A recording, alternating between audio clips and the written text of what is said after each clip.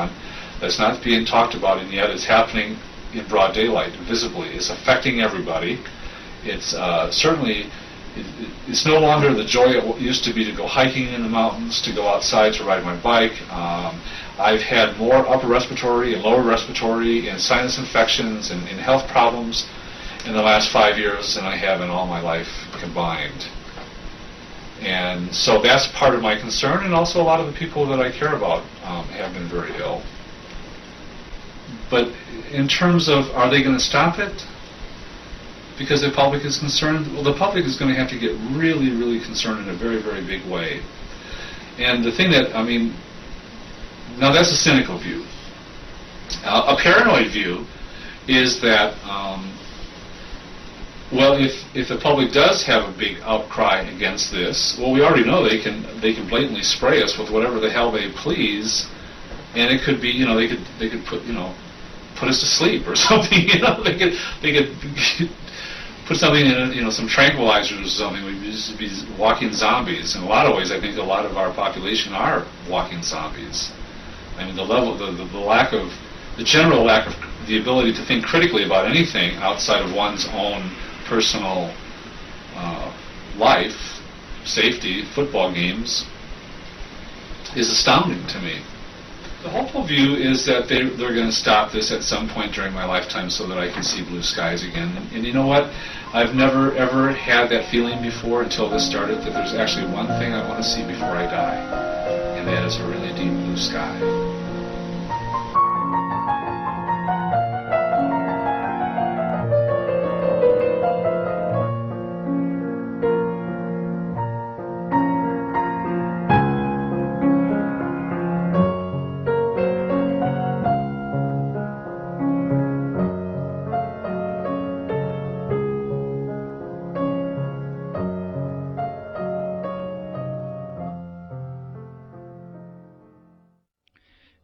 The following is a transcribed interview between Clifford E. Carnicom and Gwen Scott, a naturopathic doctor and former CNN broadcaster, recorded in February of 2004. Question: when did you become aware? When did you find out? How did you find out about the existence of these operations, and whether they are real or not? Response: well, it's interesting, because I realized that if I had been any place else on the planet, I might not have noticed. And so I am wondering how I ended up in the catbird seat to actually observe this operations. As you know, I live in a very rural area, and when I first moved here, the air was pristine.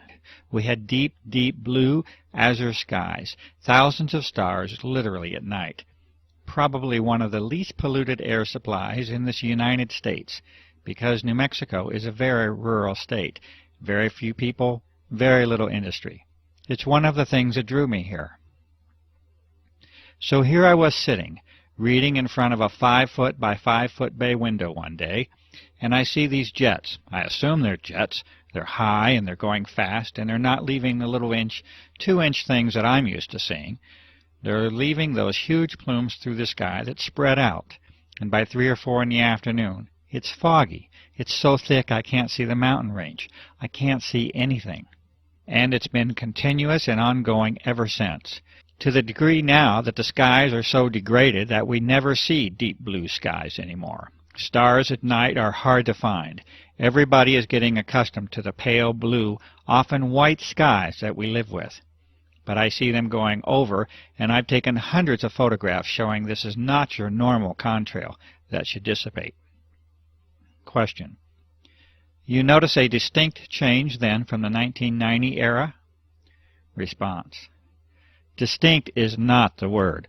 Dramatic, devastating, you can pick out any adjective you want. It is dramatically changed, the atmosphere. Dramatically. Yes, extremely distinct. Question: you live on Native American Indian land here. What is the sense of and the reaction of the Native American community to what is occurring? Well, it's interesting. I figured if anybody would pick up on it, it would be the Native Americans.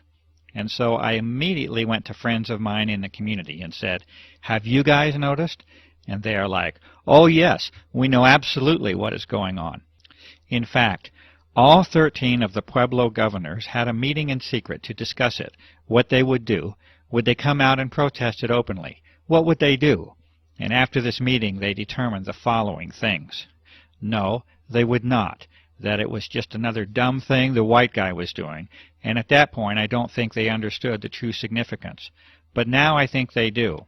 But more importantly, that people wouldn't believe them. Or if they did believe them, would think it was only happening in this very confined space, and it really didn't affect them, and they were concerned for the gaming, that people wouldn't come to the casinos and things because they would think that just this area was experiencing it.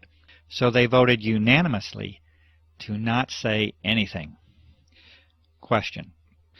So even the Native American community did not show the level of independence or the level of assertiveness to make this an issue? Response. It was heartbreaking to me. But they're a little more philosophical, too. One of the medicine people that's a friend said to me, "You know, this has been prophesized. We call it the death winds. We always thought that it would be nuclear fallout. But maybe this is the death winds." They have a very skeptical view anyway of what the white man's intentions are. Comment. And with good cause. Response. And with good cause, and with history behind it. So, and they've also lost every battle, basically, they have fought that way. But I think as more and more of them get sick, and they are, there is maybe a wider awakening that this is really, really serious. Question. You have a background in the world of journalism, and specifically broadcast journalism. Can you talk a little bit about that background? And also the relationship of the media to what is occurring, what has failed, what has worked. Any efforts that you have made to motivate the media to involve themselves in this, to cover this issue? Response. Yes, well, you and I are friends now, so you know that I was in broadcasting for 30 years. I worked for all 3 affiliated networks, ABC, NBC, CBS, in many of the larger markets, and I culminated my career as an anchor at CNN and Headline News. So the medicine part of me was kind of going along as my passion, and so I made my living and had my career as a broadcaster, and any free time I had was spent studying the medicine, because that was where my true heart lay. So I have over the years a lot of really good contacts in some pretty high places in the media. But I would imagine pretty much everybody watching this will know there has been dramatic changes in the media. Who owns the media? The quality of human now being attracted into the media. In other words, why are they there? When I started, it was mostly all print folk, and they kind of had to tell us, you know, come on, clean up your act. This is visual. But people were coming from the old school of journalistic, afflict the comfortable, and comfort the afflicted. And you are the watchdog, and you go for that story, and you never accept the official version, and on and on and on. Most of the media and information we get now is owned by only 3 companies. When they deregulated, the FCC deregulated, they allowed these huge, like AOL, Time Warner, to gobble up. So you've got these large entities controlling all the information, whether it's film, radio, okay. So the complexion has changed, and I would say the kind of person drawn into it, when it became a place where you could make a really good living, and people would go, "Oh, I know you, you're so-and-so," it drew people with different agendas. So you don't necessarily have the hardcore, old-fashioned, get the story. I don't care if my hair is a mess, I don't care if I'm dripping wet. There's a few out there still, but for the most part. So that's that. And yes, when this started, I called in every chip I ever had.